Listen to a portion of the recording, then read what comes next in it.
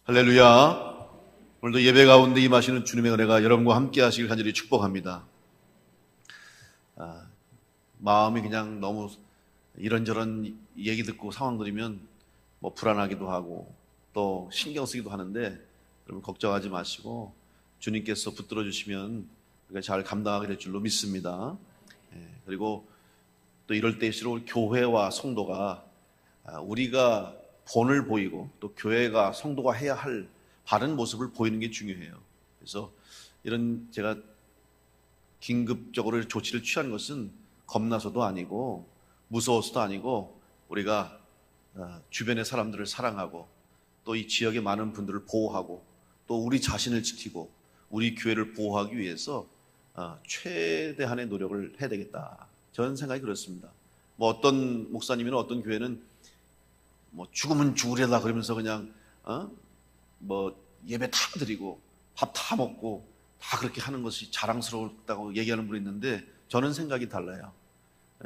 그거는 아니라고 저는 생각합니다. 왜냐하면 저는 목사로서 교회 또 교회를 이끌어가야 할 사람으로서 그거는 아닌 것 같아요. 왜냐하면 겁나서 비겁하게 피하고 도망가는 것이 아니라 보호해야 되고, 또 우리가 이 교회가 세상 가운데서 또 바르게 본이 되지 않겠습니까? 그러니까 그런 의미에서 우리가 예방하고 서로 또 피해가 없도록, 그리고 또 교회에서 자꾸 불미스러운 일이 생기면은 좋을 게 없잖아요. 그러니까 이렇게 미리미리 우리가 대처를 하는 것이지, 조금도 기죽거나 또 우리가 주눅들거나 그럴 이유는 없어요.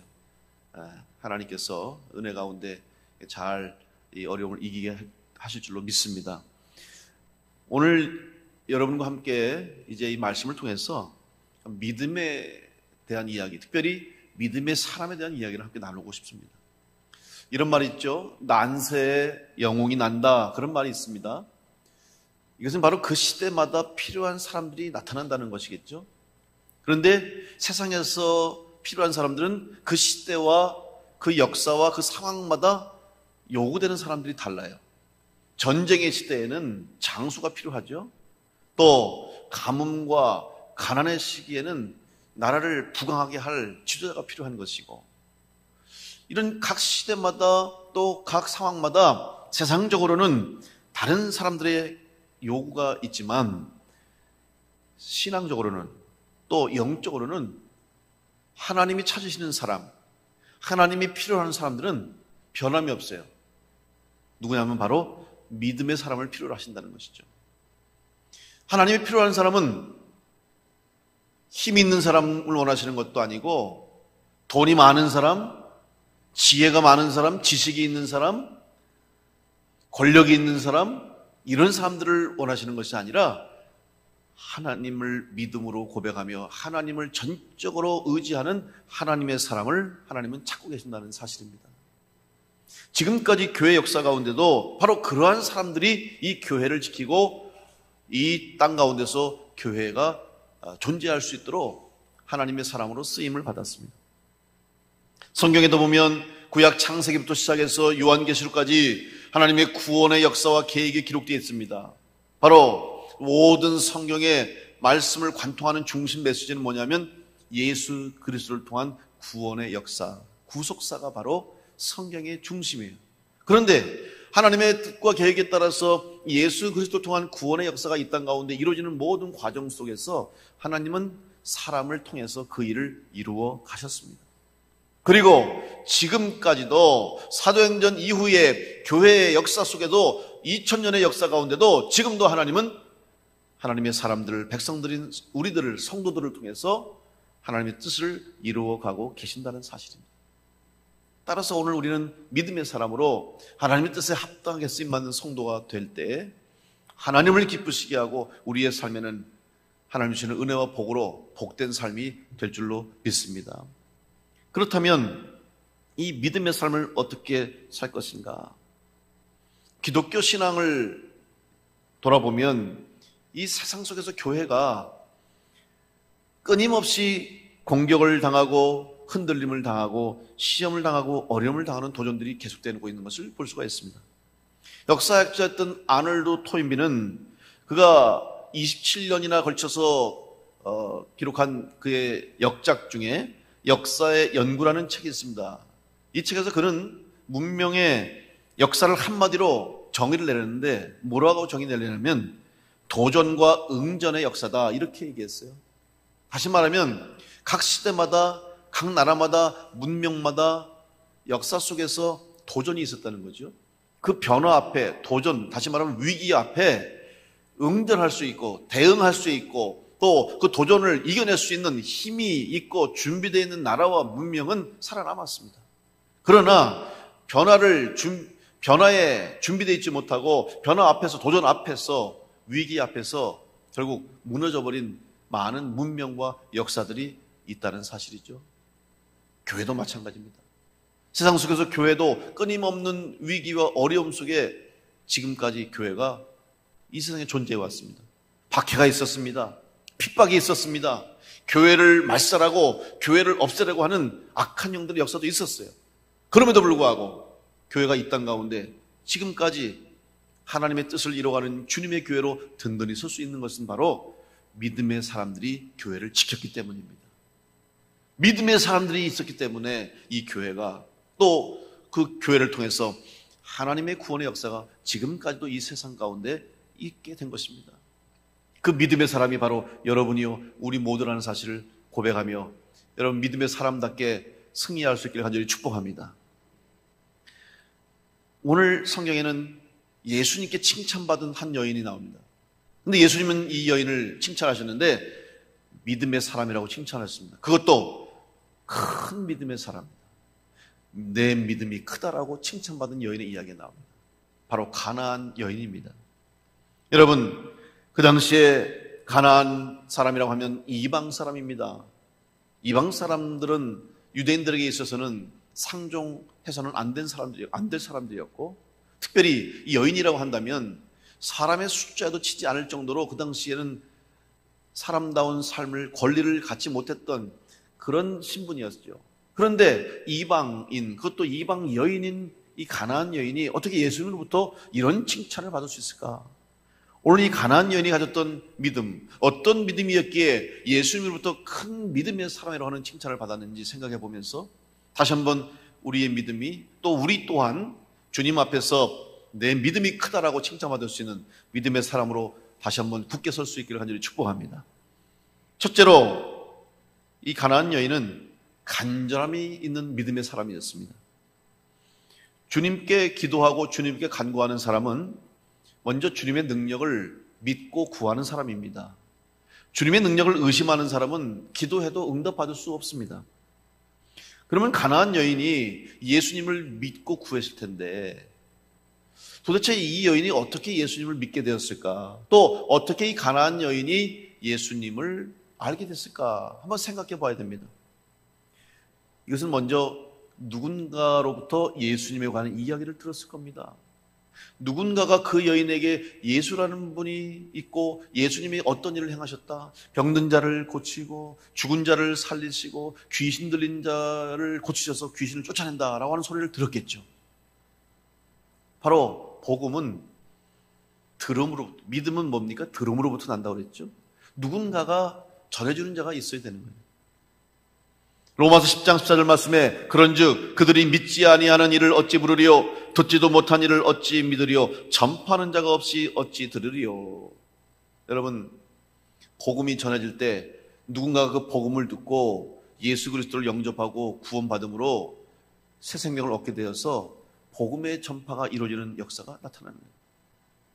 그래서 교회의 사명은 무엇입니까? 예수님의 말씀대로 순종하는 건데 예수님의 부탁이 무엇입니까? 예수님께서 공생의 사역을 다 마치시고 십자가 달려 죽으시고 부활하신 후에 제자들과 함께 40일 동안 부활하신 주님의 몸을 보이시고 그들에게 확증을 보이신 이후에 하늘로 올라가셨죠. 승천하시기 전에 주님께서 제자들과 무리들에게 하신 말씀입니다. 지상명령이라고 하고 부탁하는 것이죠. 뭐냐 하면 너희들 땅끝까지 이르러 사마리아와 온 유대와 땅끝까지 이르러 내 증인이 되라 말씀하셨어요. 그리고 내가 너에게 가르쳐 분부한 모든 것을 가르쳐 지키게 하라. 내가 너에게 분부한 모든 것을 가르쳐 지키게 하라. 바로 교회와 우리 성도의 가장 큰 사명은 뭐냐면 복음을 전하는 것입니다. 그래서 전도해야 되고 그래서 선교하는 거예요. 오늘 교회가 이 땅 가운데 존재하는 목적이 거기에 있는 겁니다. 가깝게는 우리 주변의 이웃들, 우리 가정의 가족들과 사랑하는 친구들, 이 지역의 많은 영혼들에게 복음을 전해야 할 것이 우리 교회의 사명이고, 또 더 나아가서 먼 데 있는 땅 끝까지 복음을 전하라는 주의 사명 붙잡고 선교의 사명을 감당해야 되는 거예요. 그래서 우리가 선교하는 거예요. 지금 이번에 코로나19 바이러스로 지금 한국을 비롯해서 전 세계가 다 어려움을 겪고 있는데, 특별히 한국의 이 여러 가지 어려운 상황으로 인해서 교회도 어렵습니다. 여러분 아시는 것처럼 아무래도 성도들이 모이지 못하고 함께하지 못하니까 많은 어려움도 있고 영적으로 다운되고 영적으로 지칠 뿐만 아니라 예산적으로도 어려워요. 당연히 성도들이 힘드니까 또한 교회의 재정도 어려울 수 있죠. 그래서 많은 교회들이 지금 심각한 교회들이 많아요. 또 우리 교회는 여러분들이 감사하게도 예배에 참여해 주시고 또 2부 때도 지금 여기가 그득하게 다 오셨어요. 또 여러분이 헌금 생활도 최선을 다해서 해주시고 그렇기 때문에 물론 작년에 비해서야 당연히 줄었습니다만은 그래도 이 교회가 운영될 수 있고 또 사명을 감당할 수 있게 됐는데, 저는 그런 생각을 합니다. 우리가 다른 것은 다 못해도 선교사들에게 선교 후원금 보내는 거, 또 어려운 교회, 국내에 있는 여러 어려운 교회들을 또 힘들어하는 목사님들에게 우리가 매달 보내는 선교 헌금이 있어요. 이거는 절대로 우리가 줄이지 말자. 절대로 이거는 미루지 말자. 그래서 정확한 매 보내는 주간마다 정확하게 우리가 지금 다 선교사님들에게 선교비 후원하고 또 동역 목사님, 교회 목사님들에게 지원하고 있어요. 이걸 최우선으로 삼는 거예요. 다른 걸 줄이는 한이 있더라도 이것은 절대로 줄이거나 멈추어서는 안 된다. 그래서 지금도 우리가 잘 감당하고 있어요. 그래서 많은 선교사님들이 이 어려움 가운데 통화하면서 감사하다는 말씀을 전하고, 또 목사님들이 이 어려움 중에도 도움을 끊지 않고 지원해 주셔서 감사하다는 그런 제가 소식을 듣습니다. 여러분, 이것은 우리가 해야 할 사명이에요. 사실은 자랑할 만한 일도 아니고 뭐 생색을 낼 것도 아니고, 이거는 당연히 교회의 사명이요, 또 하나님이 우리를 이곳에 보내시고 우리 교회를 이루셔서 하나님의 뜻을 이루시기 위해서 우리에게 부탁하신 일입니다. 여러분, 주님의 부탁하신 일을 최선을 다해서 감당할 때 우리 교회를 하나님이 지켜주시고 책임져 주시고 또 우리 교회 몸된 지체인 여러분들을 하나님께서 책임져 주실 줄로 믿습니다. 이 사명을 감당할 수 있어요. 가나안 여인이 바로 예수님에 관한 소문을 듣고 복음을 들었으므로 예수님을 찾아가게 됐어요. 바로 이 여인이 들은 것은 복음이지만 들은 것으로 그치지 않고 예수님을 믿었다는 거죠. 바로 믿는 순간 그녀의 삶이 변화됐습니다. 믿음이 능력으로 변화됐습니다. 마가복음 9장 23절에 보니까 예수께서 이르시되 할 수 있거든이 무슨 말이냐, 믿는 자에게는 능히 하지 못할 일이 없느니라. 우리가 즐겨 묵상하고 암송하는 말씀이죠. 믿는 자에게는 능치 못함이 없느니라 말씀하셨는데, 여러분 이게 어떤 상황 가운데서 하신 말씀이냐? 이 말씀은 한 귀신 들린 아들을 고쳐달라고 예수님께 나온 한 아버지의 부탁을 듣고 주님이 하신 말씀이에요. 예수님 앞에서 말합니다. 예수님, 제 아들이 있는데 그 아들에게 지금 귀신이 들어갔습니다. 얼마나 귀신이 악한지 센지 불에도 들어가게 만들고 물에도 들어가게 만들고 또 갑자기 엎드려져서 땅에서 굴르면서 발작을 하고 경련을 하고 토하고 몸부림치고 볼 수가 없습니다. 너무 힘듭니다. 주님, 이 아이를 고쳐주십시오. 그러면서 그 사람이 하는 말이 하실 수 있거든 우리를 도와주십시오. 이렇게 말했더니, 그래서 예수님이 뭘 할 수 있거든 우리를 불쌍히 여겨 도와주십시오라는 이 말씀 듣자 주님이 하신 말씀이 할 수 있거든이 무슨 말이냐, 믿음이 있으면 하지 못할 일이 없다라고 말씀하시면서 그 아버지에게 이 말씀 하신 겁니다. 그랬더니 이 귀신 들린 아이의 아버지가 소리를 지르면서 대답하기를 마가복음 9장 24절에 곧 그 아이의 아버지가 소리를 질러 이르되 내가 믿나이다. 나의 믿음 없는 것을 도와주소서. 이 아버지가 믿음을 갖게 된 거예요. 주님 믿겠습니다. 그러니 주님 믿음대로 고쳐주옵소서. 그 순간 예수님께서 그 아이로부터 귀신을 쫓아내 주셨어요. 여러분, 간절함이 무엇입니까? 간절함이 있을 때에 주님이 응답하는 거예요. 믿음 없다면 믿음을 갖게 해달라고. 하나님, 저 믿음이 없는 것 같습니다. 믿음 주십시오. 기도하고 매달리고 붙잡고 간구할 때 주님이 응답하세요. 여러분, 간절한 마음으로 주님을 믿고 구하는 성도가 될 수 있기를 간절히 축복합니다. 사도 바울은 말합니다. 로마서 10장 9절부터 12절 말씀, 우리 한번 같이 봉독하겠습니다. 시작.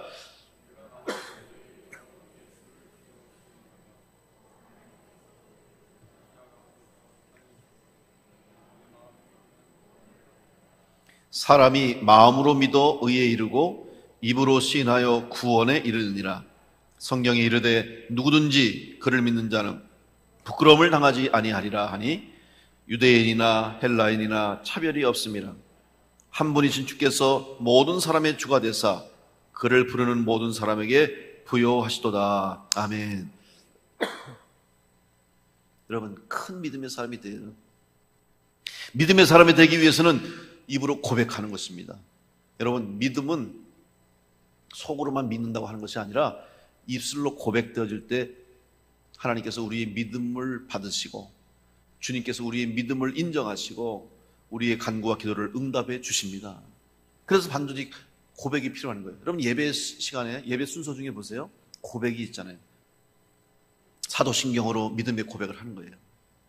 교동문을 통해서 또 우리 말씀을 고백하는 거죠. 그리고 성경 말씀을 같이 읽는 거예요.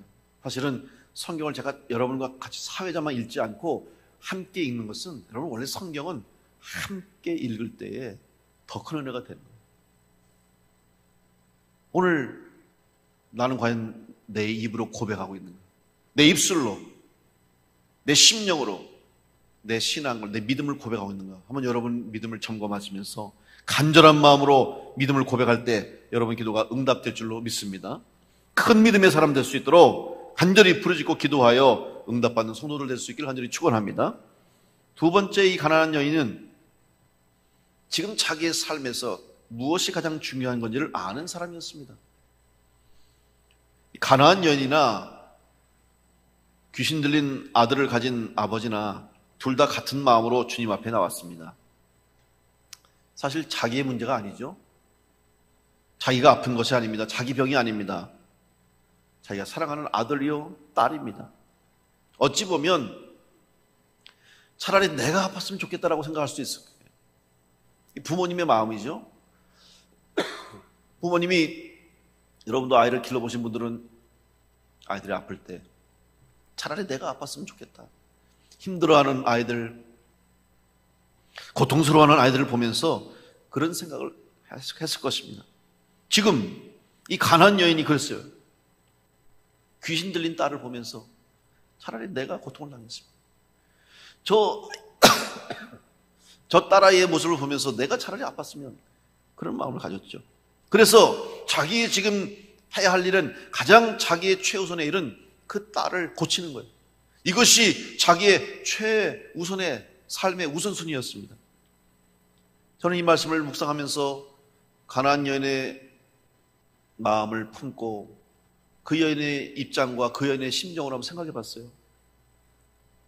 자기의 딸을 고치기 위해서 이 여인이 예수님의 이야기를 들었고, 예수님께로 가면은 내 딸아이가 나을 수 있겠다는 생각을 가지고, 믿음을 가지고 예수님을 찾아 나섰어요. 그런데 한번 그 과정을 생각해 보세요. 지금처럼 전화가 있습니까? 텔레비전이 있습니까? 인터넷이 있습니까? 자동차가 있습니까? 정보도 없어요. 그리고 물어서 예수님이 어디 왔다 갔다 하더라, 어느 동네에 계신다더라, 지금쯤 어디 가셨다더라. 여러분, 그것을 물어서 찾아서 갔다고 생각한다면 얼마나 오랜 시간이 걸렸겠어요. 성경에는 나와 있지 않지만 몇 날 며칠이 걸렸는지 몰라요. 또 그 과정 속에 여러 가지 힘든 시간도 있었을 것이고 어려움도 있었을 것이고, 그럼에도 불구하고 이 여인은 지금 자기에게 있어서 가장 중요한 것은 예수님을 만나는 것이고, 예수님께 내 딸 아이의 문제를 주님을 부탁하고 간구해서 고침받는 것이 가장 우선순위였기 때문에 다른 모든 것을 뒤로하고 예수님을 찾아 나섰던 것입니다. 오늘 여러분의 삶에서 여러분이 가장 중요하게 여기는 것은 무엇입니까? 지금 여러분이 살아가시면서 여러분의 삶에서 최우선순위에 놓고 있는 것이 무엇입니까? 여러분의 기도가 왜 응답되지 않는다고 생각하십니까? 지금 내가 기도하고 있는 기도, 내가 간구하고 내가 소원하는 것들이 왜 이루어지지 않을까? 한번 여러분 스스로에게 질문해 보십시오. 나는 이 일을 위해서 최우선으로 내가 드리는 이 기도, 내가 원하는 이 소원, 내가 간구하고 내가 하나님께서 들어주셨으면 좋겠다는 기도의 제목을 위해서 내가 최선을 다하고 있는가? 최우선순위에 놓고 살아가고 있는가를 한번 생각해 보십시오. 그렇지 않다면 그 기도, 그 간절한 바람과 소원 이룰 수 없어요. 오늘 이 가난한 여인은 바로 자기 딸을 고치겠다는 그 간구와 소원이 그 인생의 가장 우선이 되었기 때문에 주님을 만날 수 있었고 믿음으로 고백함으로 치유받는 역사를 경험하게 된 것입니다. 이 과정 속에 그 여인은 많은 어려움을 겪었어요. 이방 여인이라는 것 때문에 주변 사람들의 차가운 시선, 다른 동네 사람, 또 우리와는 구별된 사람이라는 것 때문에 멸시를 받기도 했고 무시를 받기도 했지만 그럼에도 불구하고 나는 이 문제를 해결받아야 되기 때문에 내 딸을 살려야 되기 때문에 이 여인은 최우선에 놓고 주님을 찾아갔을 때 응답을 받은 것입니다. 사람들은 자기들의 꿈을 이루기 위해서 꿈을 쫓는 삶을 삽니다. 그런데 많은 사람들은 꿈을 이루지 못합니다. 그러면 도대체 어떤 사람들이 꿈을 이룹니까? 어떤 사람들이 자기 인생의 목표를 성취합니까? 그것은 바로 그 꿈과 목표를 이루기 위해서 지금 당장 내가 할 일이 무엇인가를 아는 사람이 꿈을 이루는 사람입니다. 한번 예를 들어보겠습니다. 일상적인 우리 삶의 예화를 들어보면 여러분 만약에 지금 여러분이 운전을 못하는 사람인데 내가 자동차를 운전하는 것이 지금의 목표라고 한다면 지금 당장 무엇부터 해야 되겠습니까? 아마 여러분 답을 아실 거예요. 운전을 하기 위해서 운전하는 것이 자동차를 운전하는 것이 내 목표라고 한다면 지금 제일 먼저 할 일은 뭘까? 차를 사야 됩니까? 자동차 보험을 알아보러 다녀야 됩니까? 아니면 자동차로 여행할 곳을 찾아보면서 계획을 세워야 됩니까? 아니죠. 제일 먼저 할 일은 운전면허를 얻기 위해서 공부해야 돼요. 자동차 운전면허를 얻기 위해서 시험부터 봐야 돼. 그래서 운전면허를 먼저 따야 그래야 그 다음부터 자동차를 운전할 수 있는 자격이 주어지고 그때 이제 내가 차를 어떻게 살 수 있는가를 생각해야 되겠죠. 이런 우선순위를 정해놓지 않고서 자 이제 내가 차를 운전하고 싶은데 그럼 어떤 차를 살까? 어느 회사가 좋을까? 그러면서 차를 보러 다니고 좋은 차가 어떤 차가 연구하고 보험을 들으면 어떤 보험을 들어야 될까? 그리고 차를 타고 내가 어디를 갈까? 여행 계획을 세우고 있다면 백날 그 사람은 앉아서 꿈꾸고 목표를 세워도 절대로 자동차를 운전할 수 없습니다. 왜? 우선순위가 바뀌었기 때문에. 가난한 여인은 지금 자기의 삶의 상황 속에서 가장 중요한 것이 무엇인지 알기 때문에 자기의 딸의 병을 고치는 것이 가장 우선이었기 때문에 다른 자기의 모든 삶의 일을 다 뒤로 하고 예수님 만나는 일에 최우선을 두고 예수님을 찾아 나섰기 때문에 주님을 만나게 되었고 주님 앞에 믿음을 고백하며 자기 딸의 병을 고침받게 됐습니다. 오늘 여러분들이 신앙생활 하면서 믿음의 길을 하면서 지금 내 삶의 어려운 문제들, 여러분 기도의 제목들, 여러분의 간구와 소원이 응답받을 수 있도록 그 기도가 이루어지기 위해서 지금 내가 가장 먼저 우선해야 할 일이 무엇인가를 알고 바로 그 우선에 우리 주님이 여러분과 함께 하실 때 하나님이 여러분과 동행하실 때만이 여러분의 기도와 간구가 이루어질 수 있다고 하는 믿음을 가지고 삶의 우선순위를 주님께 둘 수 있기를 간절히 축복합니다. 우리는 십자가의 복음을 가지고 살아가는 성도예요. 근데 십자가의 복음과 은혜가 무엇입니까? 하나님께서 우리를 구원하시고 우리에게 새 생명을 주시기 위해서 예수 그리스도를 보내주셨고 예수 그리스도께서 십자가에 달려 우리의 죄값을 대신 치르시며 죽으셨기 때문에 우리가 다시 살게 되었습니다. 예수님의 십자가로 우리가 다시 살았어요. 근데 예수님의 십자가가 나에게 복음이 되고 나에게 구원이 되기 위해서는 저 십자가가 나를 위한 십자가라는 고백이 있어야 돼요. 머리로 알고 지식적으로 알고 이해했다고 끝나는 게 아니죠. 바로 그 십자가가 나와 상관이 있을 때, 그리고 이 십자가가, 예수님의 십자가가 바로 나를 위한 십자가라는 고백이 있을 때, 확신이 있을 때 우리 가운데 주님이 역사하시는 응답의 역사가 나타나게 될 줄로 믿습니다. 오늘 여러분의 삶 가운데 다시 한번 지금 내가 주님 앞에서 무엇을 먼저 해야 할지, 또 하나님께서 나에게 지금 기대하시는 일이 무엇인지를 바로 알고 삶의 우선순위를 세우고 그 일을 위해서 최선을 다하는 믿음의 성도들 되어서 응답받는 역사하기를 간절히 축복합니다. 셋째로, 이 가나안 여인은 포기하지 않는 사람이었습니다. 포기하지 않는 믿음의 사람이었습니다. 세상에서 성공하거나 새로운 역사를 만들어가는 사람들에게 공통점이 있습니다. 그것은 바로 실패를 두려워하지 않는다는 것입니다. 모든 사람들은 실패를 두려워합니다. 실패를 좋아할 사람도 없고 또 실패하는 것에 대해서 염려하지 않을 사람이 없죠. 다 걱정합니다. 염려합니다. 실패하면 어떨까? 안 되면 어떨까? 걱정합니다. 그러나 성공하는 사람은 그럼에도 불구하고 도전하는 사람이죠. 그럼에도 불구하고 시도해보는 사람이에요. 실패할 것이 두려웠어. 실패하면 당하는 어려움 때문에, 실패로 인해서 당하는 손해 때문에 시작도 하지 않고 시도조차 하지 않는다면 그 사람은 절대로 성공을 못하죠. 시작도 안 했는데 무슨 결과를 얻겠습니까? 시도 안 했는데 무슨 성공을 하겠습니까? 아무것도 못하는 거예요. 여러분 잘 아시는 현대그룹의 창업자인 고 정주영 회장, 이분 정말 맨주먹으로 우리나라 최고의 기업을 일궈낸 입지적인 인물입니다. 근데 이분의 신념 속에는 실패를 두려워하지 않는 신념이 있었어요. 다시 말하면 도전하는 것이죠. 그래서 어떤 일을 할 때 난관이 만나고 특별히 어떤 문제에 봉착할 때 대부분의 사람들은, 또 많은 이제 부하 직원들이 보고를 하는 거예요. 이런 일 때문에 이건 안 될 것 같습니다. 어려울 것 같습니다. 이런 문제 때문에 힘들 것 같습니다. 이렇게 보고를 하는 거죠. 왜냐하면 이유가 있죠. 실패했을 경우에 손해가 있고 위험이 따르고 또 어려움이 닥치니까 그걸 보고하는 거예요. 그러면 이때 정중 회장이 하는 말이 있답니다. 묻는 말이 있어요. 이봐, 해봤나? 이게 묻는다는 거예요. 그러면 대부분의 사람들이 아니요, 안 해봤습니다. 이렇게 대답한다는 거예요. 그러면 혼내는 거예요. 왜 해보지도 않고 안 된다고 하냐? 해봐. 해서 성공하면 다행이고 실패하더라도 그 과정 속에, 그 시도 속에 새로운 길이 열리고 새로운 방법을 찾게 될 것이니까 시도하라는 거죠. 근데 많은 사람들은 실패에 대한 두려움 때문에 해보지도 않고 주저앉는 거예요. 여러분, 믿음 생활에서도 마찬가지입니다. 신앙 생활에서도 마찬가지예요.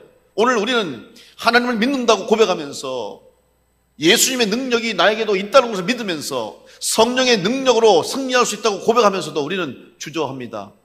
왜? 실패를 두려워하기 때문에. 실패를 두려워할 필요가 없어요. 여러분, 정말 하나님이 어떤 분이신지 믿으십니까, 여러분? 여러분 고백하시잖아요. 전능하신 하나님이라고 고백하시잖아요. 여러분, 하나님이 전능하신 하나님이신 줄 믿습니까? 믿으시죠?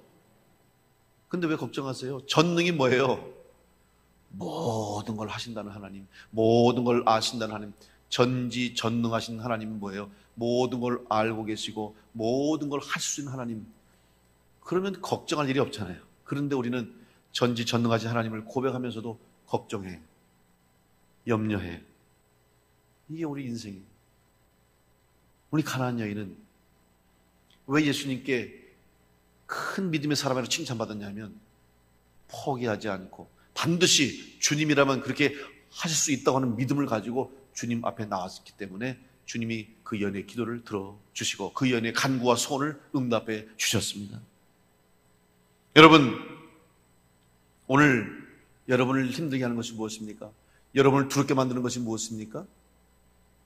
그것 때문에 두려워하지 마시고 그것 때문에 포기하지 마시고 오히려 어려울수록 힘들수록 더 믿음으로 간구하고 더 하나님 의지하고 주님 의지해서 어려운 가운데 주시는 하나님의 역사, 불안 가운데서 주신 하나님의 축복, 고난 속에 주신 하나님의 은혜를 경험하면서 여러분 살아계신 하나님의 능력을 증거하는 복된 성도들 될 수 있기를 간절히 축원합니다. 포기하지 마십시오. 오늘 가나안 여인, 특별히 그 당시에 사람 대접도 받지 못했고 이방인으로 유대인들에게는 어찌 보면은 상대조차 하지 않았던 여인이었습니다. 그런데도 불구하고 이 여인은 주님께 나왔어요. 오늘 본문의 말씀 보십시오. 22절에서 23절 말씀 보면 가나안 여자 하나가 그 지경에서 나와서 소리질러 이르되 주 다윗의 자손이여 나를 불쌍히 여기소서 내 딸이 흉악하게 귀신 들렸나이다 하되 예수는 한 말씀도 대답하지 아니하시니 제자들이 와서 청하여 말하되 그 여자가 우리 뒤에서 소리를 지르오니 그를 보내소서. 지금 무슨 상황입니까? 예수님께 만났어요. 예수님 만났습니다. 얼마나 좋았겠어요. 그리고 예수님 만나니까 이 여인이 소리를 지르는 거예요. 예수님, 다윗의 자손이요 나를 불쌍히 여기시소. 내 딸이 지금 귀신 들렸으니 고쳐주십시오. 간절하게 막 소리를 질렀어요. 근데 예수님이 아무 말씀도 안 하셨어요. 제자들은 말합니다. 예수님, 저 뒤에서 어떤 여자가 자꾸 소리 지릅니다. 이방 여자 같은데 쫓아내게 해주세요. 지금 이 상황이에요. 그렇게 애타게 간절히 찾고 찾아서 주님을 만났는데 주님 앞에 구했는데 주님은 입을 다물고 계시고 제자들은 쫓아내겠다고 합니다. 절망할 수밖에 없죠. 그런데 어떻게 합니까? 이 여인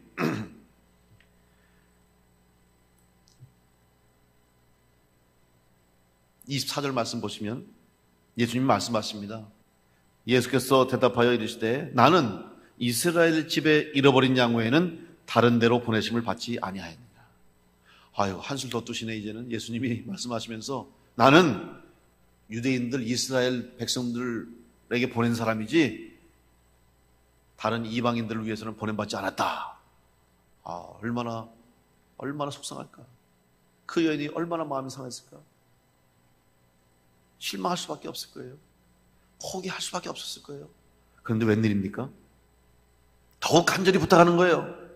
절을 하면서 이제는 도와달라고 예수님께 더 매달립니다. 그때 예수님이 대답하세요. 26절에 보시면 대답하여 이르시되 자녀의 떡을 취하여 개들에게 던짐이 마땅하지 아니하니라. 아, 이제는 예수님이 하시는 말씀이 자녀의 떡을 개한테 주지 않는다. 수치스러운 모욕을 느낄 정도로 이런 말씀을 해주셨어요. 이 정도 되면 어떻게 되겠나요? 아, 오늘 안 되겠다. 예수님이 나를 받아주지 않는구나. 내 문제를, 내 기도를, 내 어려움을 주님이 들어주지 않겠구나라고 생각할 수밖에 없잖아요. 주인의 집에서 자녀들을 위한 떡을 개들에게 주지 않는다는 거예요. 너한테 주지 않겠다는 거죠. 허락하지 않겠다는 겁니다. 그런데 가나안 여인은 포기하지 않았습니다. 27절에 보면 여자가 이르되 주여 올소이다마는 개들도 제 주인의 상에서 떨어지는 부스러기를 먹나이다. 아, 대단한 여인이죠. 그랬더니 예수님이 이 말씀을 들으시고 나서 내 믿음이 크다. 내 딸이 나음을 얻었다고 고쳐주셨어요. 여러분, 이 대화 속에서 먼저 우리는 문장으로만 보면, 문맥상으로만 보면 이 여인이 포기하지 않고 그 수치와 모욕을 당해도 끝까지 주님 앞에 매달렸더니 주님이 응답하셨다고 볼 수 있죠. 수치스러운 말, 내 자녀들에게 줄 떡을 개한테 주지 않는다. 이렇게 자기를 무시하고 모욕적인 말씀에도 불구하고 그래도 부스러기를 먹는 개가 있지 않습니까? 주인의 상에서 떨어지는 것을 그 개들은 먹지 않습니까? 라고 말하면서 자기를 고쳐달라고 부탁한 거예요. 근데 여기서 또 하나 우리는 예수님이 단순히 이 여인을 그렇게 개와 같이 여기셨을까?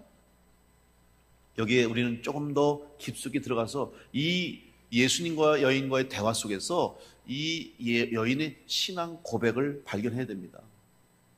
이 문장의 의미는 뭐냐면 예수님 말씀하시는 이 개가 뭘까? 자녀의 떡을 취해서 개들에게 던짐이 마땅치 않다. 그럼 여인이 고백하는 건 뭘까요? 뭐냐면 여러분 그 당시에 지금도 마찬가지입니다. 제가 선교지를 다녀오면, 선교지를 가보면 공통점이 있어요. 특별히 이제 선교지는 상당히 어려운 나라입니다. 우리 교회도 여러 선교지에 교회를 세웠잖아요. 네팔, 아프리카, 라오스, 태국, 말레이시아, 온두라스, 과테말라 이런 데 교회를 세웠어요. 제가 가서 봉헌 예배 드리면서 그 지역을 가보면요, 다 어려운 지역들이에요. 근데 뭐가 공통적이냐면 개들이 많아요. 하여튼 개들이 얼마나 몰려다니는지 그냥 우리만 가면 어디서 그냥 그 냄새를 맡고 왔는지 막 우르르 개들이 몰려다니는데 다 주인 없는 개들이에요. 들개 같은 거예요. 그러니까 사람들이 있는 시장이나 마을 주변에서 왔다 갔다 하면서 부스러기 얻어먹고 사는 개들이에요.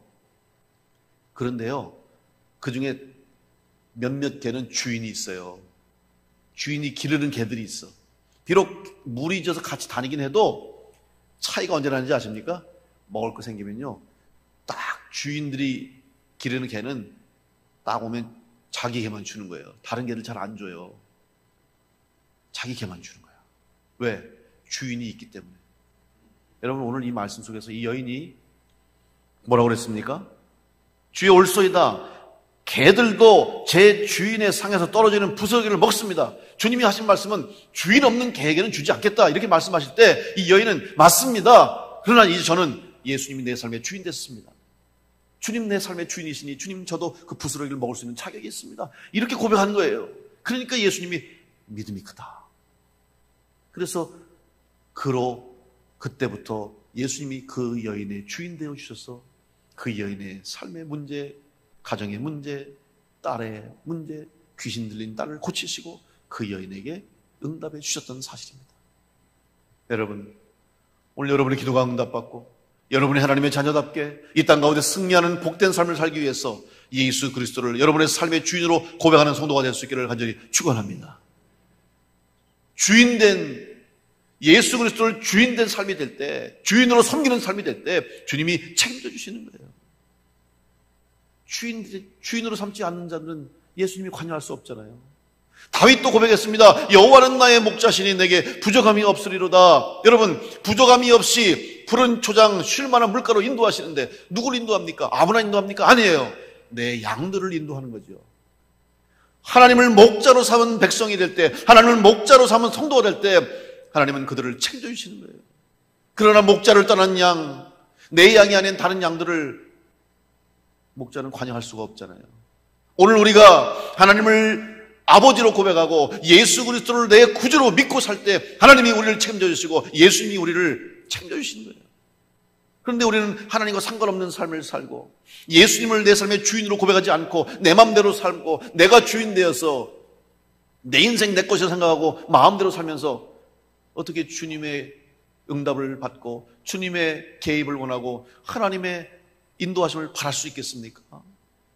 오늘 이 가나안 여인은 바로 이제는 내 삶의 주인이 바로 당신이오니 당신이 책임져 달라고 믿음으로 고백하실 때 주님이 그 여인의 믿음을 보시고 내 믿음대로 될지어다 내가 큰 믿음을 가졌다고 칭찬해 주신 것입니다. 오늘 여러분의 믿음이 이 가나안 여인과 같이 칭찬받는 믿음 될 수 있기를 간절히 축복합니다. 포기하지 않고 내 삶의 주인 되신 주님을 의지할 때 반드시 주님께서 들으시고 응답해 주실 것입니다. 사랑하는 성도 여러분, 지금 우리는 힘들고 어려운 상황, 시기 속에 있습니다. 많은 고통과 괴로움의 시간들을 보내고 있습니다. 그러나 우리는 믿음의 사람이기에 하나님을 아버지로 믿고 예수 그리스도를 내 삶의 주인으로 고백하기에 우리는 두려워해야 할 필요가 없습니다. 하나님이 책임져 주실 것이고 주님께서 여러분을 붙들어 주실 줄로 믿습니다. 이 여인처럼 그 믿음 가지고 주님께로 나오시길 바랍니다. 그 믿음 가지고 간절함으로 주님께 간구하고 간절함으로 주의 능력을 의지할 수 있기를 바랍니다.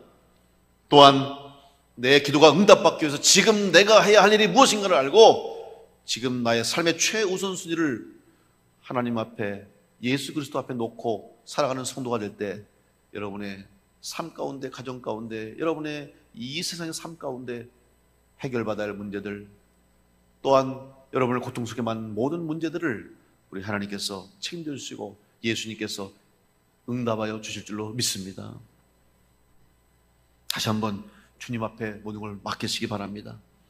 그래서 두려움이 사라지고 담대함으로 이 세상 가운데 승리의 깃발을 올리고 하나님께서 살아 역사하심을 증거할 수 있는 믿음의 성도로, 기도 응답의 주인공으로 이 어려운 때 승리하며 광야에서 주시는 하나님의 은혜, 메마른 땅에서 샘이 터지고 만나를 주시고 구름 기둥과 불 기둥으로 인도하시는 하나님의 인도하심을 맛보며 승리하고 하나님 앞에 영광 돌릴 수 있는 귀한 성도를 될 수 있기를 간절히 축원합니다.